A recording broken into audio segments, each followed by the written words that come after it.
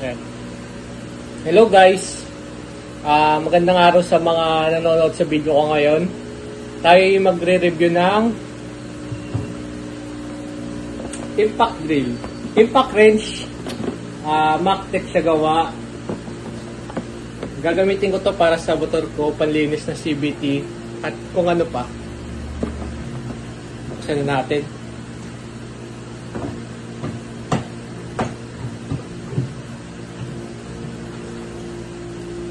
Ito yung laman ng package ng impact wrench. Ito yung drill, dalawang baterya na merong 98, baliktad pata, BFP, di ko alam kung ano yun eh, search nyo na lang, na lithium ion. Parehas sila. Then isang charger na 21 volts nakalagay dyan. 21 volts na high speed charger din siya. At meron ding socket na 22 mm. Kung makikita nyo dyan, 22 mm yung laki niya. Libre siya. Sakto siya sa nut ng isa ko sa may bandang pulley set ng Honda Click 125. Ito. Tapos, ito yata yung sa lock. Bali dito siya sa may male type ng drill, tapos sa may female pang lock lang siya para hindi mahulog yung socket dito.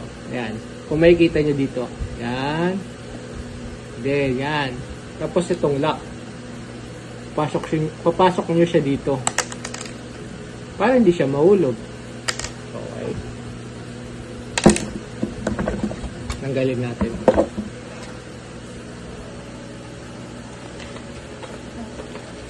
Then, meron siyang manual. Nabasa ko na yung manual, nakalagay sa kanya yung sa charging process niya, sa ilaw, sa green light, tsaka sa pula. Subukan ko ipaliwanag ko paano yung mga ilaw na yun. Dali.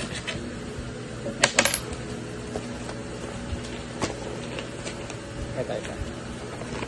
Kung nakikita nyo dyan, yan. Itong nasa taas, sa unang column, yan yung sa standby na ilaw. Bali, green light siya.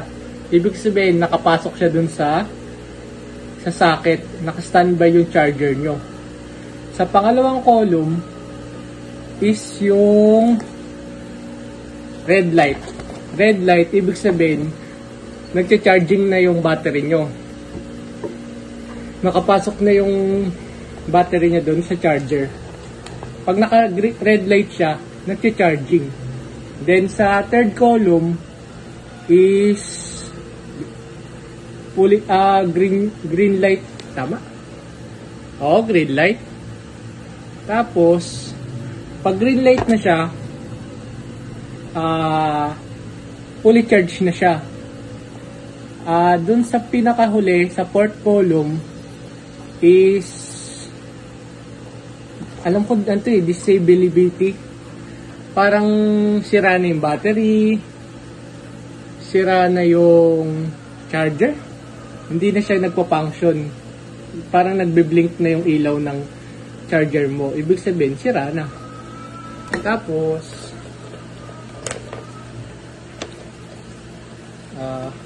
itong Mactech drill, meron siyang, kung nakikita nyo dyan guys, 1.1, ay, mali yata, meron siyang 12.7 mm. Ito siya, ganito siya kalaki, 12.7 mm, 380 Newton meter, Newton meter ba tawag dun? Yung NM. Yun yung capacity ng lakas na nabibigay niya para mabuksan yung mga nut or kung ano man. Tapos 0 to 3,000 revolution per minute. Yan, kung nakikita nyo dyan. Sa pinakababa. 0 to 3,000 revolution per minute. Yun yung bilis ng ikot ng motor sa loob. At ito pa pala. Kung nakikita nyo to, dito yung power nya. Yung itong indication light na to, ito yung battery life ng battery nyo.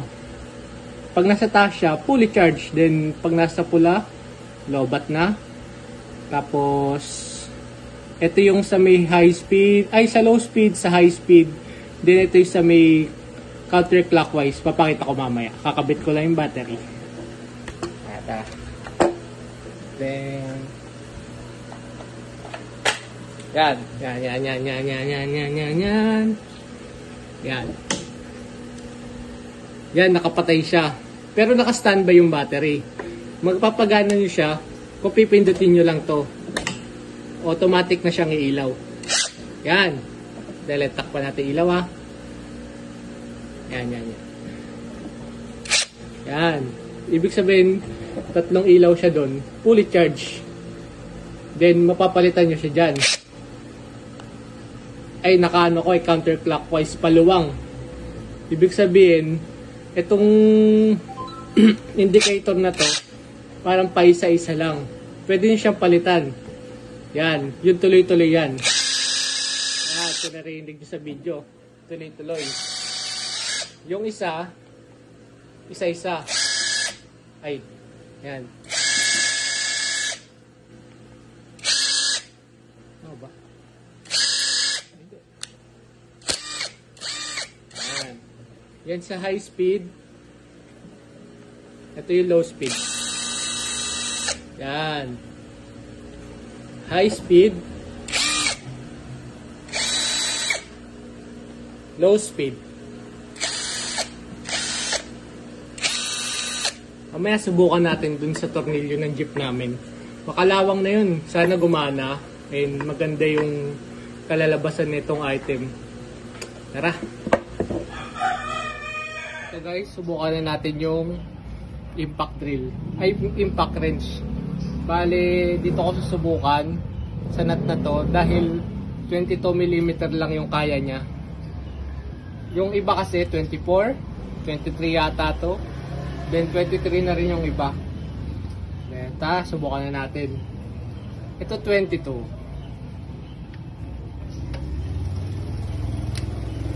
Dala.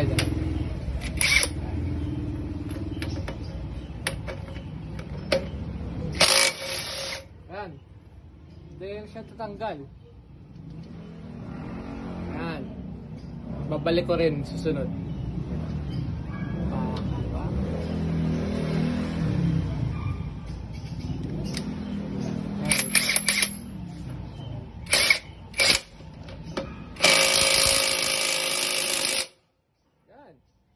Okay siya.